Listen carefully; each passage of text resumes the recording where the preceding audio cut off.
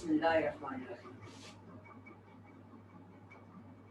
आपका ये जो लेक्चर था पार्ट ए तो मैंने कंप्लीट किया। यहाँ तक हम पहुँचे थे कि लाइट जो थी वो चली गई, तो मैं वहीं से इसको दोबारा स्टार्ट कर रहा हूँ कि हमने I is equal to Q and A into V D निकाल दिया। अब ये जो इक्वेशन थी जो मैं लास्ट टाइम भी बात कर रहा था, ये जनरल इक्वेशन है, क्योंकि किसी भी कंडक्टर के अंदर जो इलेक्ट्रॉन फ्लो करते हैं या जो चार्जेस का फ्लो होता है, चार्ज कैरियर जो होते हैं वो फ्री इलेक्ट्रॉन्स होते हैं, और इलेक्ट्रॉन पे हमेशा नेगेटिव चार्ज होता है, ये आपको पता है।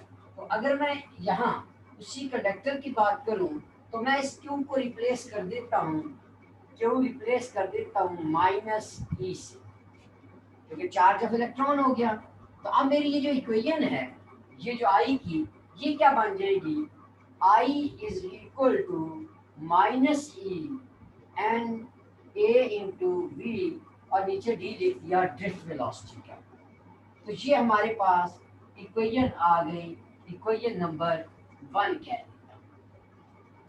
अब अगर आप लोगों को पिछला लेक्चर याद हो तो उस लेक्चर में मैंने आपको इसी ड्रिफ्ट वेलोसिटी के एक रिलेशन बताया था, जिसमें हमने F is equal to M A में जाके वहाँ ए की वैल्यू जो हमने निकाली थी, जो रिलैक्सेशन टाइम का एक रिलेशन था, उसके जरिए हमने एवरेज, ये जो ड्रिफ्ट वेलोसिटी है ये एवरेज वेलोसिटी है इसकी, इसका हमने एक रिलेशन लिखा था, अगर आपको याद हो तो वो था हमारे पास। बट वी नो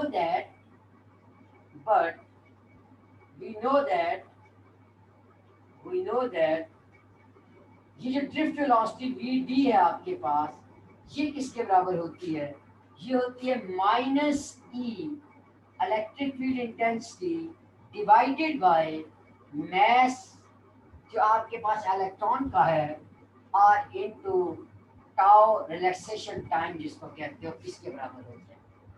ये रिलेशन हमने ड्रिफ्ट वेलोसिटी के इससे पहले लेक्चर में मैंने आपको डिराइव करवाया हुआ है। तो अब मैं क्या करता हूँ, पुटिंग दी वैल्यूज ऑफ, ये जो ड्रिफ्ट वेलोसिटी की वैल्यू है, putting the value of Vd in equation 1। Equation number 1 में हम ड्रिफ्ट वेलोसिटी की वैल्यू को अगर पुट करें तो आप देखो कि आपके पास क्या रह गया, I is equal to minus E N A minus E और electric field mass into tau, ये पुट करते हैं। अब अगर आप इस इक्वेशन को देखो तो आपके पास यहाँ इस इक्वेशन में इलेक्ट्रिक फील्ड है और टाउ है, और माइनस माइनस प्लस हो गए, तो इसको मैं लिख सकता हूँ E is equal to, I is equal to N A E square, charge का स्केयर माइनस माइनस प्लस हो गया, electric field intensity divided by mass into tau के साथ ये इक्वेशन हो।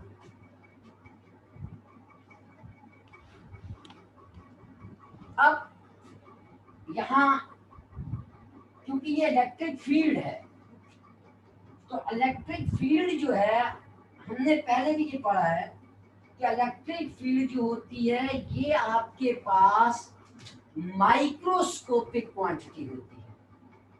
ये माइक्रोस्कोपिक है, मैक्रोस्कोपिक नहीं है, क्योंकि ये आपके पास उसके अंदर जो आपका है ये वायर है, उसके अंदर ये आती है। तो इसको, इसका रिलेशन, क्योंकि हमने तो ई प्रोवाइड नहीं की, हमने तो बाहर से पोटेंशियल दिया है उस लेंथ को, तो क्योंकि हमें नॉन वैल्यू तो पोटेंशियल की है, तो अब मैं इसी को in the term of potential अगर लिखूं, इसी इक्वेशन को, हमें पता है कि E इज इक्वल टू होती है V डिवाइडेड बाय D, और E is equal to V by L अगर उसकी लेंथ में कह दूं, उस कंडक्टर की लेंथ अगर टोटल L कह दूं, तो यहाँ से V देखो, V is equal to E into L हो गया, और ई की वैल्यू वी बाई एल आ गई। तो हम ई के जगह मैं अगर उसकी वैल्यू पुट कर दूं, ई की जगह मैं इसकी वैल्यू पुट कर दूं, तो मेरे पास इक्वेशन क्या बनेगी, I is equal to N A E square potential divided by length into आपके पास टाउ आ गया। और इसी इक्वेशन को मैं ऐसे लिख दूं, I is equal to N A E square और टाउ डिवाइडेड बाय लेंथ और इनटू, बल्कि टाउ को इनटू वी कह दो। अब बड़े ध्यान से इस चीज को समझना। अभी मैंने मैथ्स, ये देखो ये मैथ्स था, ये मैंने नहीं लिखा, इधर एम लिख लो, ये देखो एम लिखो। अब इस इक्वेशन को अगर गौर से देखें तो हमारे पास यहाँ कांस्टेंट कौन सी क्वांटिटी है, देखो चार्ज ऑफ इलेक्ट्रॉन कभी चेंज नहीं हो सकता, मास ऑफ इलेक्ट्रॉन चेंज नहीं हो सकता। इसका मतलब क्या हो गया, इस इक्वेशन के अंदर हियर ई एंड एन, ये जो मास और चार्ज है ये इलेक्ट्रॉन के कांस्टेंट हैं, और कांस्टेंट्स ऑफ इलेक्ट्रॉन।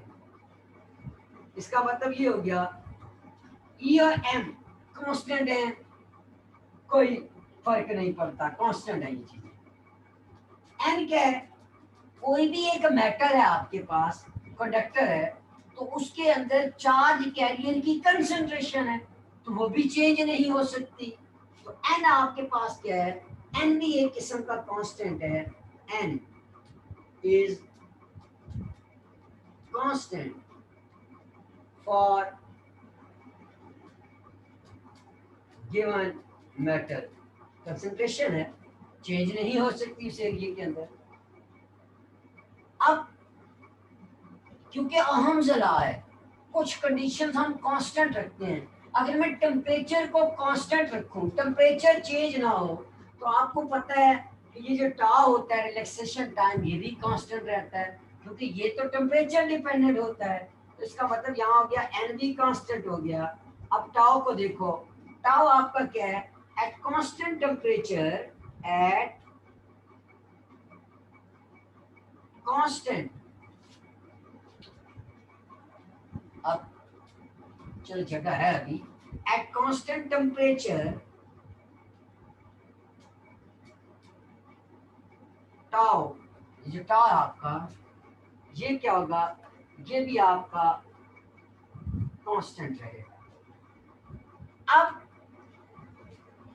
ये जो एरिया है और लेंथ है, क्या हमने इस वायर की लेंथ को चेंज किया है, नहीं किया।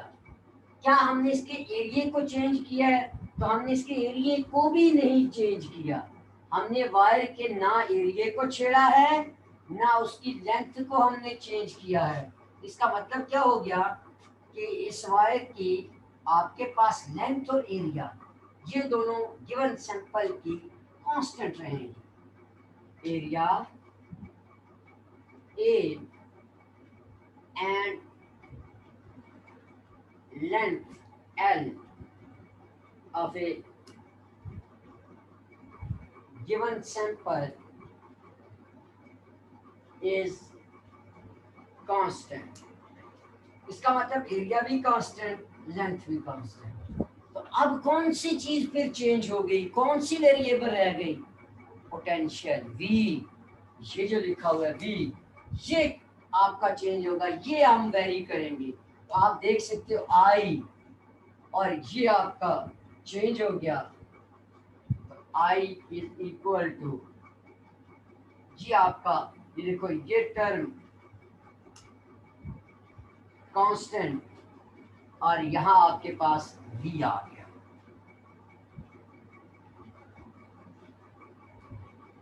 तो हम इधर से लिख सकते हैं, और मैं अगर इसको इधर लेके आऊं, और V is directly proportional to I हो गया आपके पास, या जिसको I is directly proportional to, ये यहाँ से I is directly proportional to V भी लिख सकते हो, ये दोनों लिख सकते हो आप। और ये क्या कहलाते हैं, यही आपके अहम ज़ला हैं, क्योंकि फर्क ये है कि v इज इक्वल टू वैसे आई आर लिखते हैं, और हम अगर यहाँ लिखें 1/r इज इक्वल टू, ये देखो 1/r into 1/r into we, ये क्या होगा, आई कहलाएगा। और ये जो 1/r है यहाँ, ये आपके पास इन टर्म्स ऑफ रेजिस्टिविटी आता है, यहाँ आप रेजिस्टिविटी पे लिखते हो। तो इसका मतलब ये है कि आप इसको v is equal to I R में लिखोगे तो सो यहाँ देख सकते हो, सो यहाँ आप कहोगे कि v by I is equal to R के बराबर है, और r आपका क्या है, वो कांस्टेंट है। तो कांस्टेंट टर्म जो है, क्योंकि 1 डिवाइडेड बाय कांस्टेंट टर्म आती है, तो ये जो कांस्टेंट टर्म है, अब मैं इसको लिख देता हूँ यहीं से, अगर आपको कंफ्यूजन हो रही है थोड़ी सी, फिर मैं इसको मिटा देता हूँ कि आप कंफ्यूज ना हो इससे, ये ऐसे कर देता हूँ मैं इसको। तो ये देखो कांस्टेंट टर्म इधर ही रहने दो, और इसको मैं लिख देता हूँ आई बाय वी, और 1 बाय कांस्टेंट टर्म आपकी क्या रह गई, 1 बाय कांस्टेंट v बाय आई, और ये जो 1 बाय कांस्टेंट टर्म है, इसको हम लोग क्या कहते हैं, ये आपके पास r कहलाती है। अब उम्मीद है कि आपको ये समझ आ गया। तो ये देखो 1 by constant, 1 divided bye constant, तो कांस्टेंट टर्म ये है, तो ये देखो 1 डिवाइडेड बाय है ना, इसका मतलब ml ऊपर आ जाएगा। तो ये कांस्टेंट टर्म है आपकी, ये क्या होगी, ml divided by n a e square tau, ये जो है ये आपकी क्या टर्म है, ये आपकी कांस्टेंट टर्म है। ये देखो ये कांस्टेंट टर्म है आपकी। तो देखो मास ऑफ इलेक्ट्रॉन, उसके बाद length divide by n e square tau और a। ये देखो अब मैंने उसको बिल्कुल स्टेप वाइज करके लिखा है कि आप कहीं कंफ्यूज ना हो कि सर ने i is equal to constant into v लिख दिया है, तो आई सर एकदम आई के साथ r लिख के जान छुड़ा रहे होंगे, तो मैंने वो जान नहीं छुड़ाई यहाँ। तो मैंने उसको अब स्टेप वाइज कर दिया आपके पास कि ये जो कांस्टेंट टर्म है आपके पास, तो constant is equal to I by V कर दिया मैंने, इस v को इधर ले आया हूँ। तो अब मैं अगर इसको रेसिप्रोकल करूँ तो मैं 1 by constant is equal to v by I लिख देता हूँ। तो ये जो 1 बाय कांस्टेंट है आपके पास, तो 1 डिवाइड बाय कांस्टेंट, कांस्टेंट क्या चीज़ है, ये वाली टर्म जो है, क्योंकि ये 1 डिवाइडेड बाय कांस्टेंट है, तो यानी कि 1 divided by n a e square tau by ml होता है। तो ये जब ऊपर जाएगा ये टर्म, तो आपके पास ये क्या कहलाएगी, ml divided by n a e square into tau बन जाएगी। तो ये आपकी कांस्टेंट टर्म है, यानी दूसरे लफ्जों में जो रेजिस्टेंस हो गई वो आपकी इन चीज़ों पे डिपेंड कर गई है आपके पास, आप ये कह सकते हो। वो फैक्टर आपके पास सामने है कि किन किन पे वो डिपेंड करती है।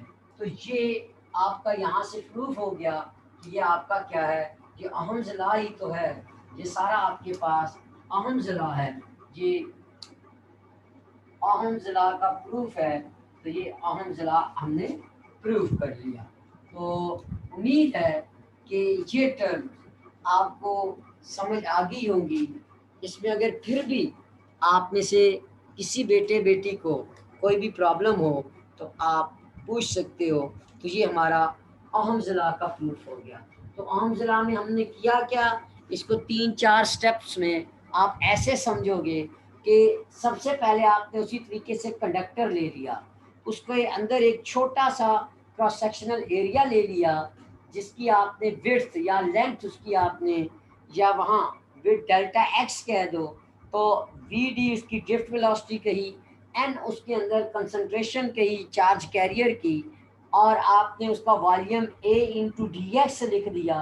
और फिर आपने कहा कि उस वॉल्यूम के अंदर जो चार्जेस की कंसंट्रेशन है पर यूनिट वॉल्यूम वो एन है, तो आपने उसको एन से मल्टीप्लाई कर दिया उस वॉल्यूम को, क्योंकि उसके अंदर तो बहुत ज़्यादा होंगे वो चार्ज कैरियर। तो फिर हमने एज्यूम किया कि क्यू अगर वहाँ चार्ज है तो उस छोटे से एलिमेंट में जो चार्ज है जिसको हमने डी क्यू कहा वो कितना होगा, तो D Q is equal to, हमने उसको in the terms of N A V D जिसको आप ड्रिफ्ट वेलोसिटी कहते हो उसकी टर्म में इंटू क्यू करके वो लिख दिया। फिर हमने डेल्टा एक्स की इसमें वैल्यू पुट कर दी, क्योंकि S is equal to V T होता है, तो एस की जगह हमने डेल्टा एक्स लिखा, delta X is equal to V D into T हमने कर दिया। उसके बाद हमने क्या किया, हमने D Q by D T से करंट की वैल्यू निकाल दी। तो करंट की वैल्यू हमें मिली आई इज इक्वल टू आपके पास एन ई, और आपके पास साथ ही एरिया भी आ गया, और क्योंकि डी टी वहाँ कट गया था और साथ ड्रिफ्ट वेलोसिटी का कंसेप्ट आपके पास आया था।